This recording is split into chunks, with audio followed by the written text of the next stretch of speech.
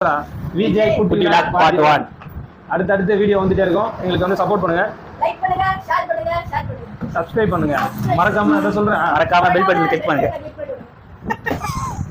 பாக்கியா பாக்கியாடா பாக்கியா பாரு பாரு ஏடா ஏடா என்ன நடக்குதுங்க? ஜெய் போடா வாடா போடா. அலட்சினா தெரியுமாடா உங்களுக்கு? யாருக்காவது தெரியாதுண்ணா. தெரியாதுல்ல? தெரியாதுண்ணா. சொல்லி தரவா? சரி சொல்லலாம். ஒரு சினிமா துறையில வளர்றது வந்து சாதாரண விஷயம் கிடையாது. கொஞ்சம் லைட்டா வளர்ந்தாலே தட்டி விட்டு போயிட்டே இருப்பாங்க. இப்போ ரஜினிகாந்த் எப்படி ஹீரோ ஆனாரு? அது ஹீரோ ஆகிறதுக்கு முன்னாடி என்ன இருந்தாரு தெரியுமா? ஐயா, என் பேர் மாணிக்கம். எனக்கு இன்னொரு பேர் இருக்கு. ஹீரோ ஆகிறதுக்கு முன்னாடி அவர் வந்து ஒரு கண்டக்டர், பஸ் கண்டக்டரா இருந்தாரு. சரிண்ணா. அதுக்கப்புறம் அவர் படம் நடிக்க வந்த உடனே அவருக்கு இந்த ஹீரோ வாய்ப்பு கிடைக்கல. வில்லனா நடிச்சாரு. அதுக்கப்புறம் வந்து சின்ன சின்ன கதாபாத்திரம் பண்ண பார்த்தீங்கன்னா அதுக்கப்புறம் வந்து ஹீரோவா மாறினாரு. சரி. அது மாதிரி நம்ம தலை அஜித்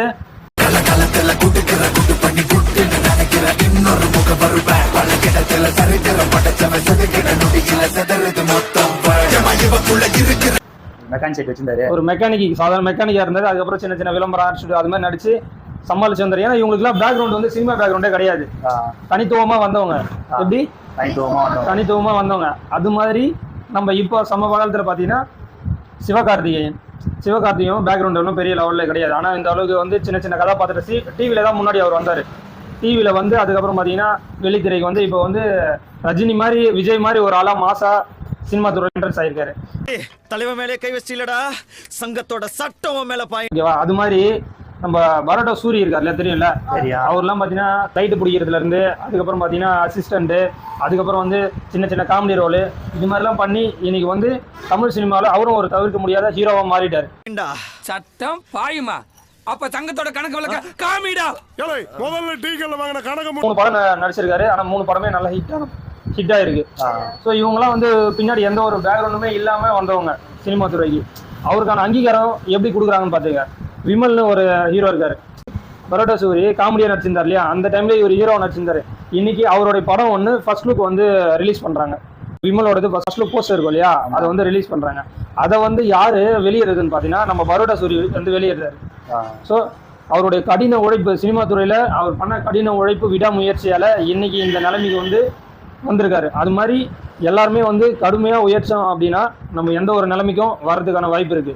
ஸோ இவரெல்லாம் நம்மளுக்கு ஒரு இன்ஸ்பிரேஷனாக எடுத்துக்கிட்டு நம்மளுடைய முயற்சியை வந்து தொடர்ந்துகிட்டே இருக்கணும். நம்ம வெற்றி பெற வரைக்கும் நம்மளோட முயற்சியை தொடர்ந்தே இருக்கணும். சரியா? இதான் விடாமுயற்சி. இது வந்து விடாமுயற்சின்னு ஒரு படம் எடுத்துருக்காருல, அவர் பண்ண முயற்சி எல்லாமே விடாமுயற்சி தான். அவருக்கு நிறைய வந்து சிகிச்சைகள் அடிபட்டிருக்கு. கார் ரேஸ் பந்தயம் இதெல்லாம் போயிட்டு முதுகு தண்டு டேமேஜ் இது மாதிரிலாம் இருந்தோம். ஆனால் வந்து இன்னைக்கு வந்து சினிமா துறையில ஒரு சர்வே பண்ணிட்டு இருக்காரு. அவரோட இடத்தை யாராலுமே நிரப்ப முடியாத அளவுக்கு வந்து இருக்காரு. பரோட்டா சூரியும் ஒரு சினிமா துறையில பெரிய ஆளா வரணும். அதுக்கு நம்மளுடைய வாழ்த்துக்களை தெரிவிச்சுக்கலாம். தேங்க்யூ. விஜய் குட்டி விலாக் குட்டி விலாக்னு சொல்லிடுறா. விஜய் குட்டி விலாக் பார்ட் 1.